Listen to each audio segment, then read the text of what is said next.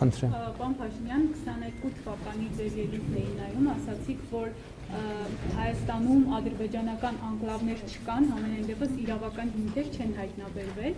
Հետո 23 թվականին արդեն Պրահայից հետո ասացիք, որ ճանաչում եք Ադրբեջանի տարածքային ամբողջականությունը, անկլավները ներառյալ, եւ այդ ժամանակ դեռ երկու այսպես սցենար առաջարկեցիք, կամ փոխանակում, կամ փաստացի վերահսկողության պահպանություն։ Հիմա դուք գրառում եք արել, որ պետք է վերադարձնենք Արցախաշենը եւ օկուպացված մյուս տարածքները։ Ինձ հետաքրքիր է բանակցային գործընթացում այս մասով արդյոք կա նորություն եւ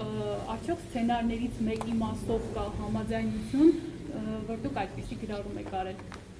Ես այդպիսի գրառում արել եմ, որովհետեւ չեմ կարող այդպիսի գրառում չանել, որովհետեւ չի կարող Հայաստանի Հանրապետության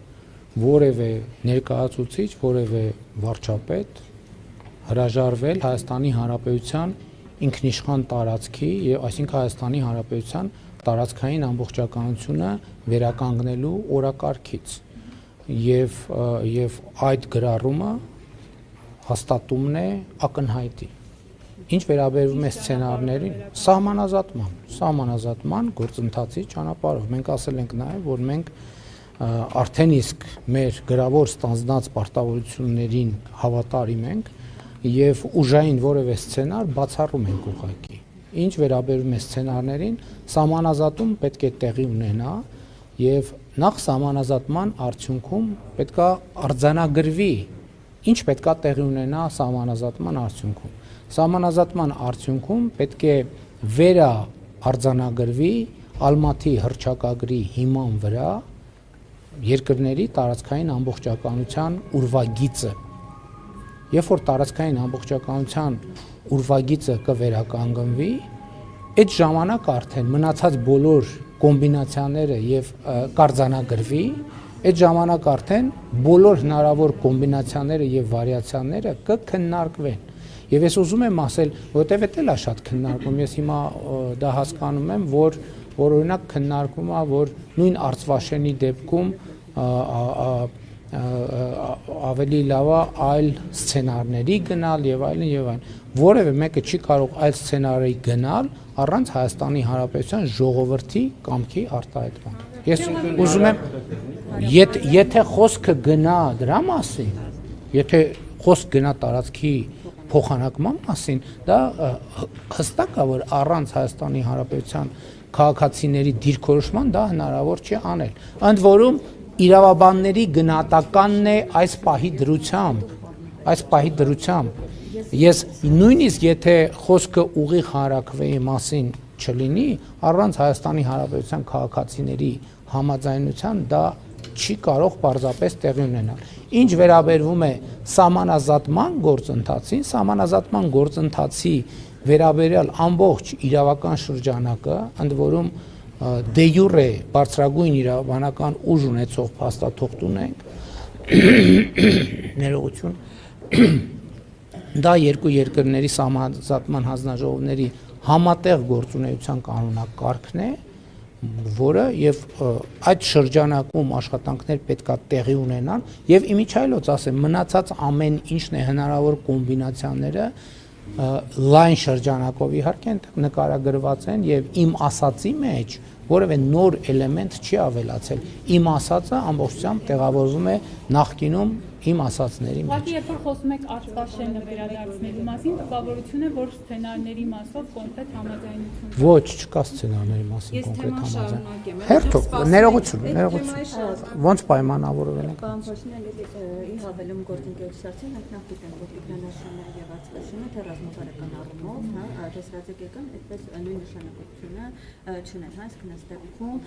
մեծ խնդիրներ են առաջանալու եւ արդեն իմ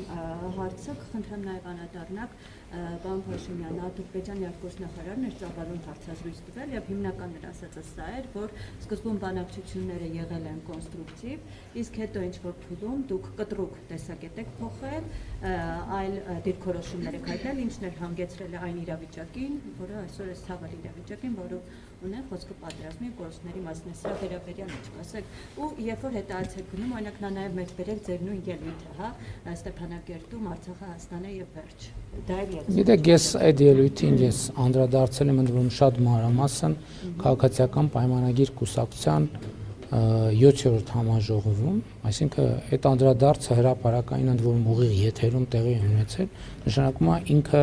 ժամանակի այս ձեր նշած շրջանում գոյություն ունի, ինչ վերաբերում է առավել եւս գիտեք միջ պետական հարաբերություններում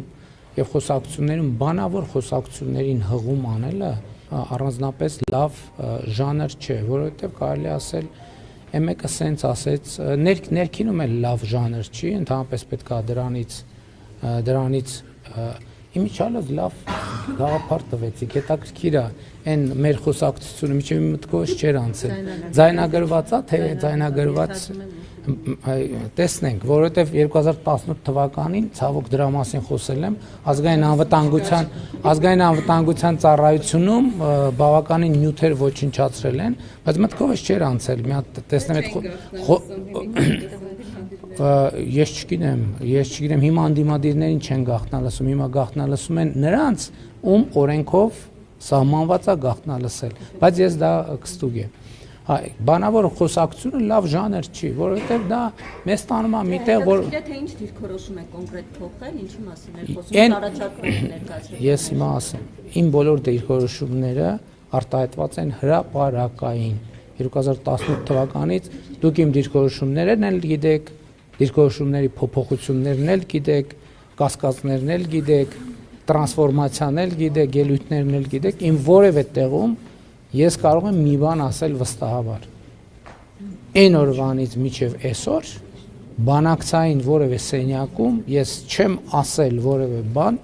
որը կհակասեր հրապարակային իմ արտահայտած դիրքորոշումներին։ Ցանկացած հայտարարություն ստուգելու համար համատեք իմ հրապարակային դիրքորոշումների հետ։ Համընկնում է, չի համընկնում, ուրեմն սխալ է։